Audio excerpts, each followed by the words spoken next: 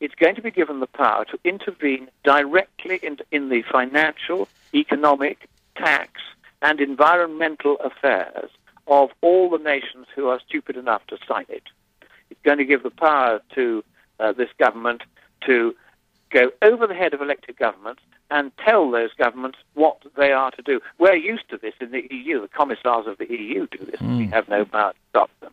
But you're now going to get this on a world scale and with far greater powers, because one of the things that's buried in the 200 diffuse pages of complicated UN verbiage in this treaty, and I'm used to reading these things, so I know how to cut through the verbiage and find the bits they really mean. And one of those bits is they want this new world government to take control over all once free markets in the world.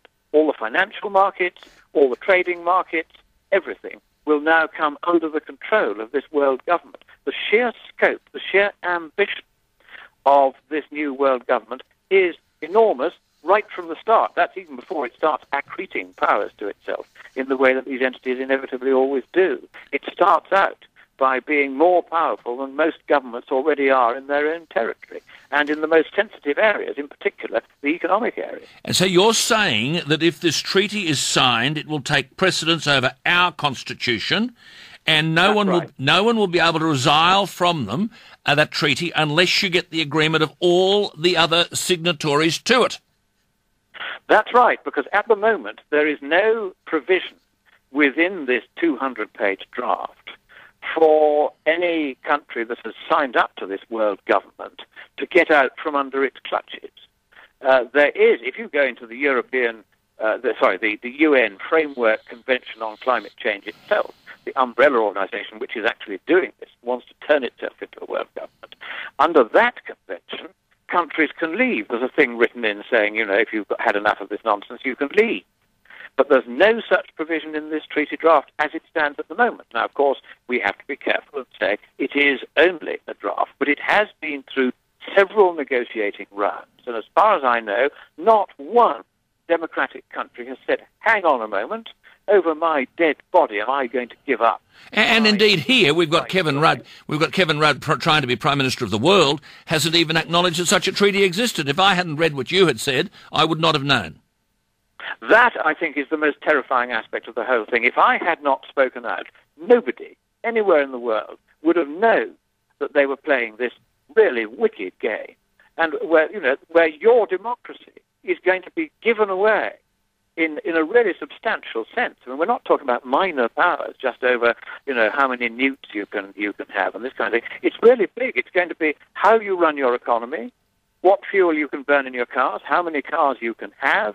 It's going to be complete control over world markets in just the same way that the Communist Party used to exercise control over all the markets in the Soviet territory. We're turning the whole world into a Soviet system. And you said in this speech, to the Americans, if it's signed, if Mr. Rudd were to sign it, it will, quote, sign your freedom, your democracy and your prosperity away forever, and neither you nor any subsequent government that you may elect would have any power whatsoever to take it back again. This is serious stuff. It's very serious stuff. And I'll tell you why this is. Because international treaties, by their very character, are above the mere constitutions of the nations that sign them. And so what happens is that these treaties stand alongside your constitution, but the terms of the treaty take precedence over your own constitution.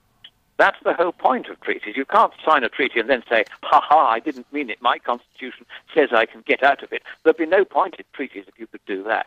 And so if you sign a treaty, and if there is no provision within that treaty for your withdrawal from its provisions other than by negotiation, then you have to negotiate with all the other states parties to that treaty in order to get out of it. Just stand for a minute, Lord Monckton. Lord Monckton, I'll just interrupt you for a minute. It is 7:30, but I'm going to stay with Lord Monckton. I'm speaking to Christopher Monckton, who is a 56-year-old British politician, a business consultant, a policy advisor, a writer, a columnist, now a peer. Lord Monckton, a former advisor to Margaret Thatcher, and a speech that he's made in America, St. Paul, Minnesota, has drawn attention to details of this so-called climate change meeting in Copenhagen. You said, Lord Monckton, to the Americans, I think it's here, here in your great nation, which I so love and I so admire.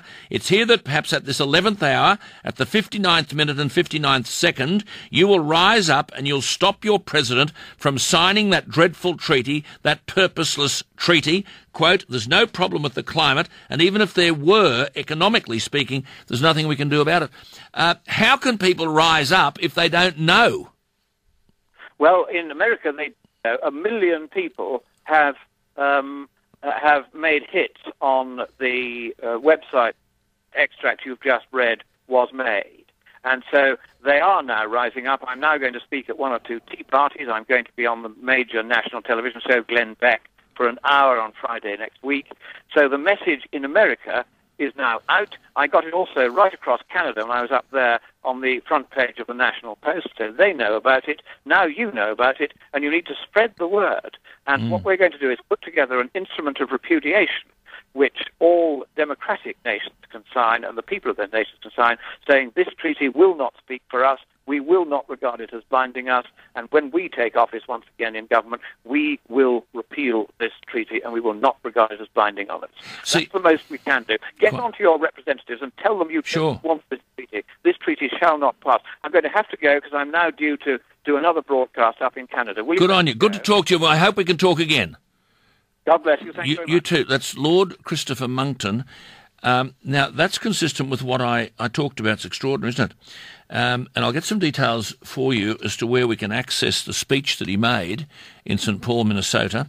And remember, I mentioned last week at the meeting of global editors at Copenhagen a fortnight ago, where there were scientists of all sorts of distinction, including people like Professor Kenneth Rogoff, the Professor of Public Policy and Economics at Harvard, the Nobel Laureate and Columbia University Economics Professor Joseph Stiglitz, the former Mexican President who's now Professor of International Economics at Yale University. All these people telling a conference in Copenhagen 2 weeks ago, that was a conference of editors, newspapers, that an emissions trading scheme, even if the world were warming, was the wrong scheme.